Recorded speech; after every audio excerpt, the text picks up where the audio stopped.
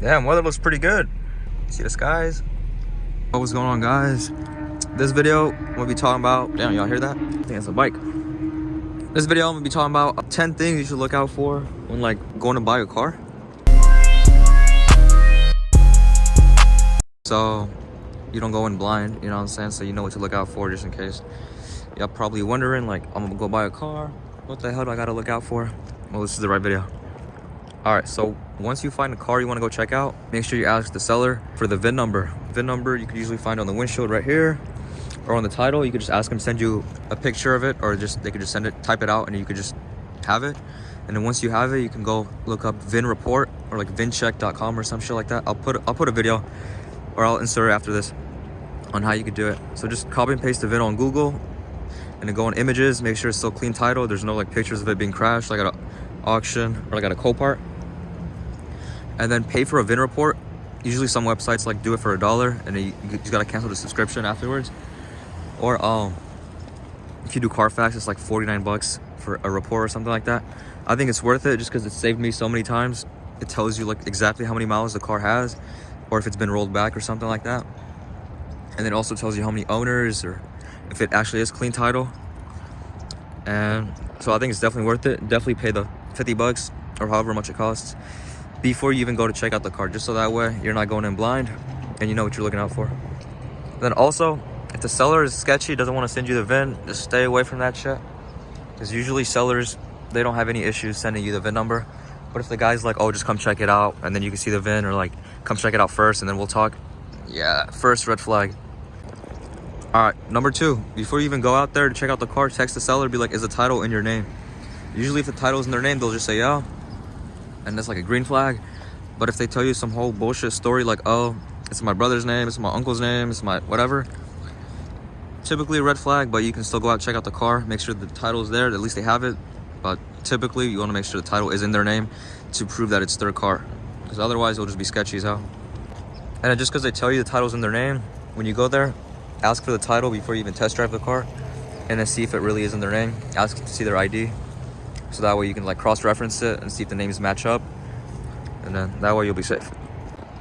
All right, third thing, man, this is the sketchiest one. Make sure when you go check out the car, it's at a dude's house, or like it's at the dude's house. Like, you don't want to meet him at a gas station or some Home Depot parking lot, like where I'm at. You know what I'm saying? But make sure if he sends you an address, or if the seller sends you an address, make sure you Google it and it's at least like their house and not no random ass gas station. You know, it's a red flag if they say, oh, just meet here, like at this Walmart parking lot or whatever.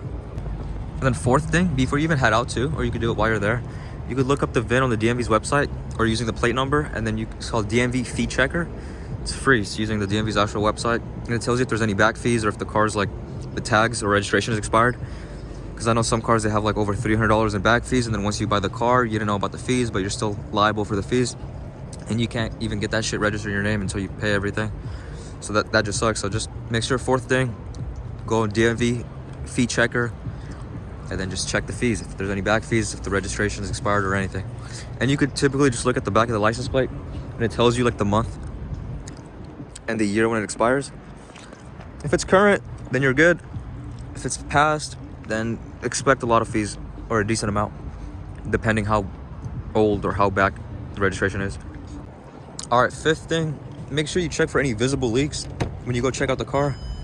Just make sure you check for any visible leaks under the hood, under the car. Get underneath there, check for any leaks under there. Make sure there's no oils like dripping. Pop open the hood. I'll show you right now. So yeah, I popped open the hood.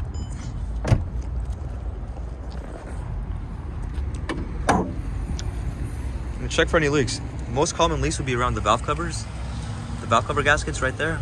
So don't be afraid to take off the plastics and check for any visible leaks underneath the car or around the valve cover gaskets, because that'll help you negotiate too.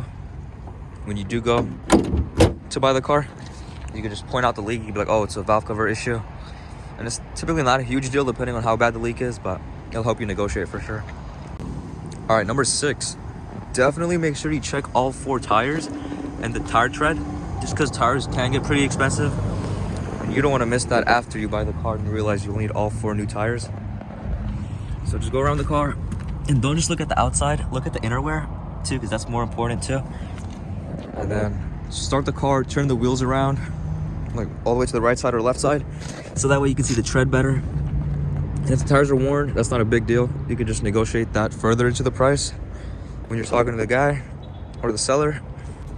All right, number 7, when you're doing a test drive, make sure you turn the wheel all the way right or all the way left, and just do like a U-turn or like a full roundabout, like just to listen for any weird noises that only occur like when you're turning the wheel all the way, to see if there's like any rubbing issues or like some issues with the axles or tie rods or something. So when you're doing a test drive, just stop, turn the wheel all the way, and then just go turn it, and then listen for any weird noises. And then number 8, not many people like think of this, surprisingly, or many people overlook it. Make sure you put the car in reverse and through all the gears too. Like, just put it in reverse, drive a few feet, see if there's any weird clicking noises from the transmission, come to a full stop, and then give it some gas, go forward, go reverse, everything, just to make sure you're good and no transmission weird noises or issues.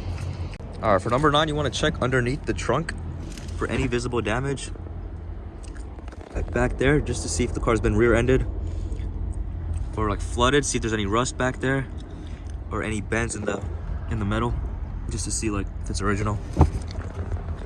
So that way you'll know if the car actually is a clean title or salvage. Because if it's salvage, usually you'll be able to tell because the metal is like buckled back there. All right, number 10. You watch the whole video and you're like, oh shit, it's too much work. Take it to a shop, take it to a random mechanic down the street, something, before you buy the car, and ask them for a PPI, pre-purchase inspection. They're usually only like $100 or like $150. I think at most like $200, depending where you go or where you're from, but it's very worth it. Small price to pay, and it'll even help you in the negotiation stage later, because you'll take it to the shop, see if the owner's down.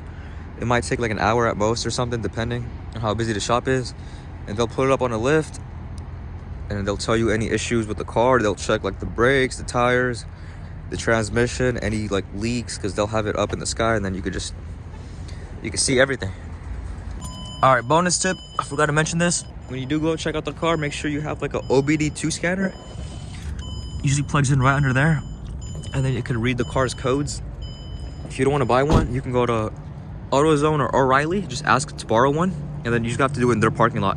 Just plug it into your car's OBD2, and then you bring it back to O'Reilly, like right there, and they'll connect it to their computer, and they'll give you a printout of any codes that are pending or any active codes, and that way you'll know exactly what's going on with the car before you do buy it.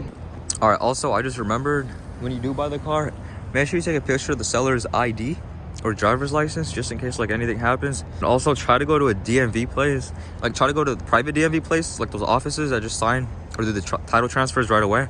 They usually charge like $70, but it's like super quick, and then you can make sure like the paperwork, there's like no issues with it, because they'll just sign over everything and they'll handle all the paperwork. Otherwise, you can just sign the back of the title and put in your name if the title is under the guy's name or like the seller's name. But if it's not, then make sure you go to one of those registration offices, pay them, and they'll handle it, or just wait at the DMV with the guy just to make sure everything's good. And I just remember, when you do go check out the car, don't go solo. Make sure you're with somebody. You know what I'm saying? And don't let the buyer know that you got the cash on you. Just be like, all right, I'll check it out first, and then like I'll decide if I want to buy it or not. But yeah, if y'all got any other questions, just comment that shit below. I'll try to respond pretty fast. Check out the stars on the roof though. That shit hella wet, huh? So yeah, that's about it for this video. Make sure you like, comment, subscribe. And then I had to go over some like basic shit. If you guys want more in-depth, like a more in-depth video, just let me know, then I'll post it. Or let me know what else I should post. Like, comment, subscribe. All right, peace out. Hell no, man. What the fuck, man?